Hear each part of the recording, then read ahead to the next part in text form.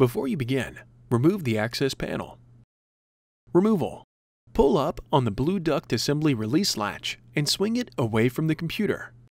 Slide the tabs on the duct assembly out of the cutouts in the chassis and remove. Replacement. Tow the tabs on the duct assembly into the cutouts in the chassis and rotate it toward the chassis. Press on the front edge of the duct assembly until the release latch clicks.